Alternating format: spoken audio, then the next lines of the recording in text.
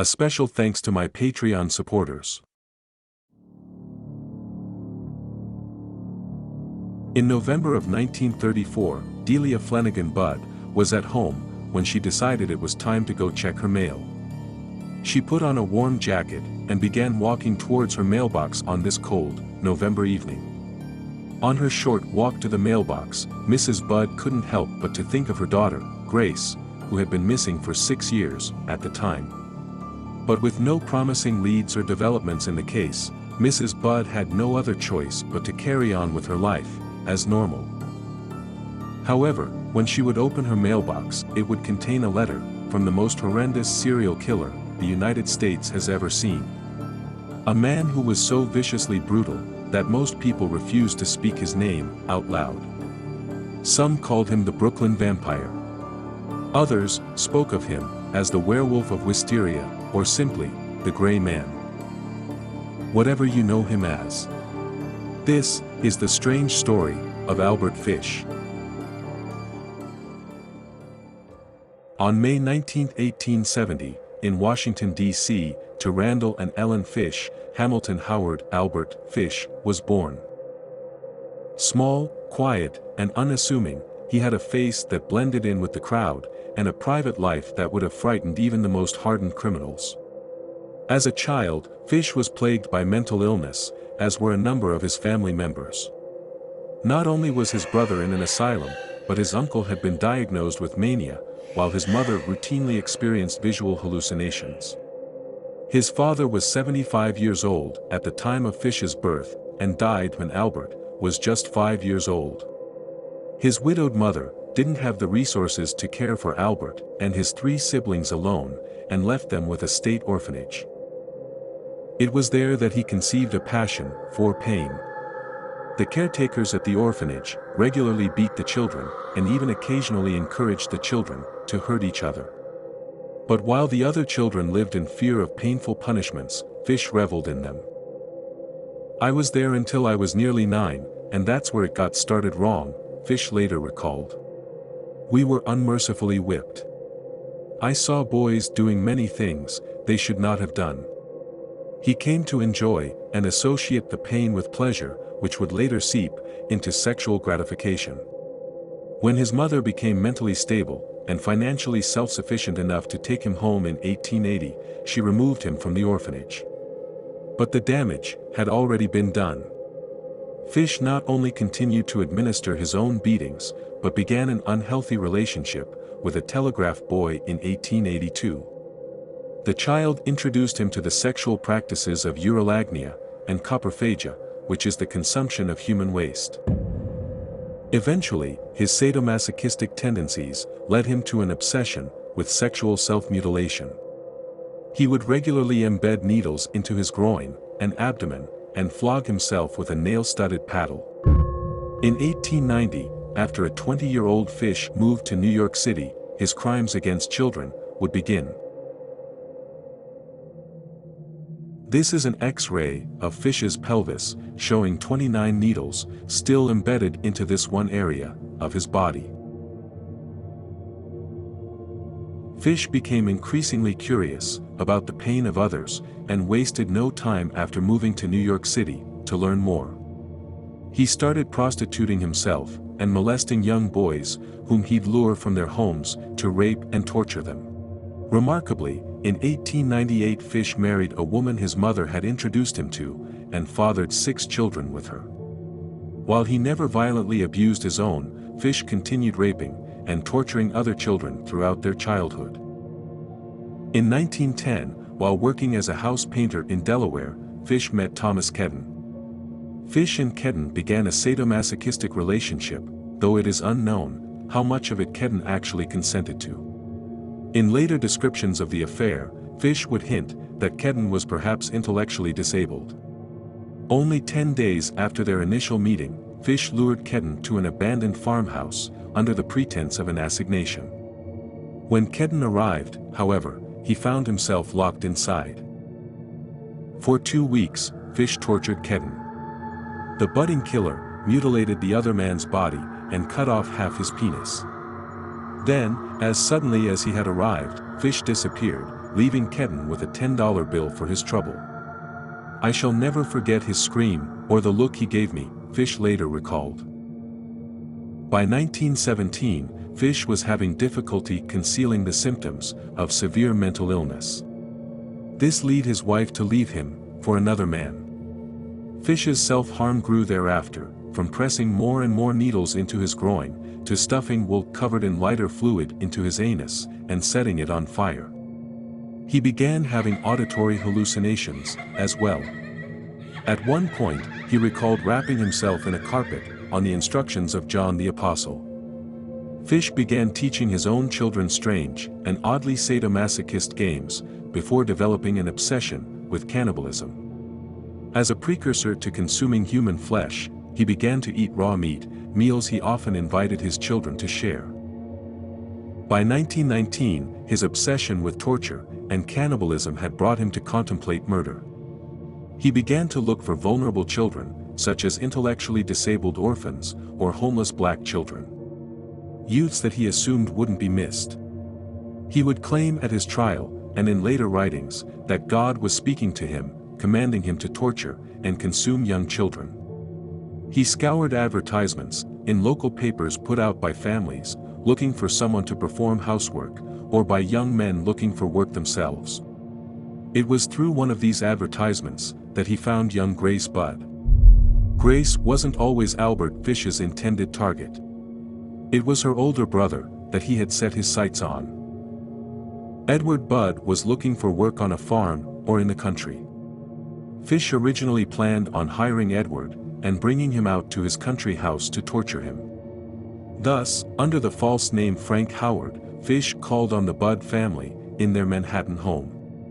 He claimed to have some farm work upstate that needed doing, and he was also looking for some help around the house. Edward was inclined to take the job from the unremarkable, gray-faced gentleman. But suddenly Fish's interest shifted. While Edward was mulling over his offer, Fish noticed a young girl standing behind her parents. 10-year-old Grace. He had a new plan, and he didn't waste any time. While discussing his fictitious farm, and the imaginary work Edward would undertake, Fish casually mentioned that he was in town to visit his niece and attend her birthday party. Albert Fish, the unassuming-looking stranger, convinced Delia and Albert Budd to let him take their daughter along to his niece's birthday party. They never saw her again. Fish took Grace, dressed in her Sunday best, to his house upstate, the same one he had intended to use as a torture chamber for her brother. According to the letter sent to Delia Budd, along with his confession, Fish hid in an upstairs bedroom, naked, so as not to get blood on his clothing, while Grace picked wildflowers in the yard. Then he called her inside. When she screamed at the sight of him, he grabbed her before she could flee, as his gruesome letter read. "My dear Mrs. Budd. In 1894, a friend of mine shipped, as a deckhand, on the steamer Tacoma, Captain John Davis. They sailed from San Francisco to Hong Kong, China. On arriving there, he and 2 others went ashore and got drunk. When they returned, the boat was gone. At that time, there was a famine in China. Meat of any kind was $1 to $3 a pound. So great was the suffering among the very poor, that all children under 12 were sold for food in order to keep others from starving. A boy or girl under 14 was not safe in the street. You could go in any shop and ask for steak, chops, or stew meat. Part of the naked body of a boy or girl would be brought out, and just what you wanted cut from it. A boy or girl's behind, which is the sweetest part of the body, and is sold as veal cutlets, brings the highest price. John stayed there so long, that he acquired a taste for human flesh.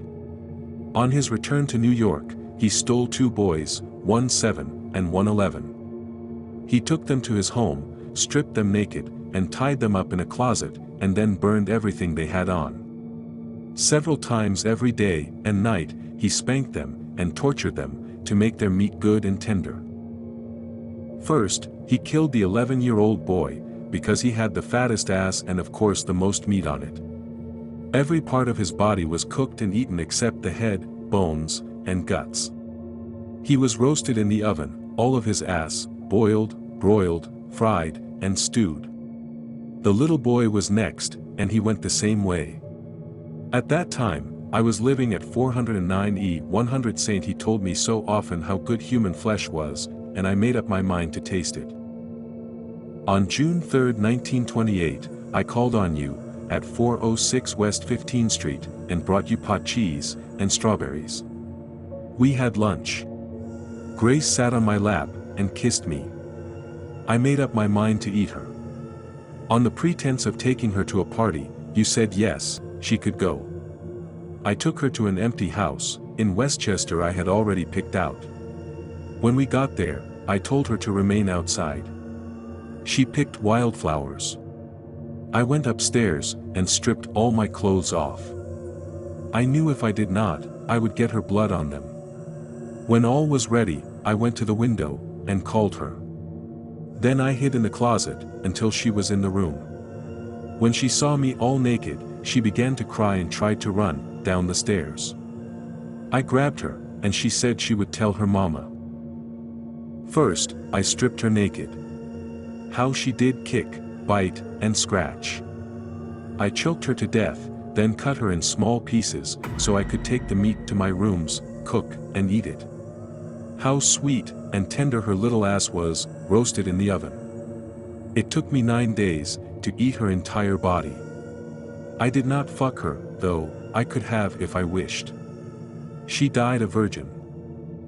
The letter, which had clearly been intended to cause panic within the Budd home, hastened Albert Fish's downfall. The paper he had written the letter on happened to be a piece of stationery from the New York Private Chauffeurs Benevolent Association. Police inquired with the company, and found that the paper had been left behind by a janitor from the company at a rooming house he'd been staying at. At the same rooming house, a man named Albert Fish was renting a place. Upon learning that Fish bore a strong resemblance to Frank Howard, Grace Budd's kidnapper, the police set up an interview. To their surprise, Fish confessed in an instant, practically tripping over himself, to reveal the precise details of what he'd done to Grace Budd, as well as dozens of other children. But in the end, only 3 children could be concretely proven to be his victims. Fish admitted to the kidnapping and murder of Billy, in sickening detail. I took tools, a good heavy cat of 9 tails.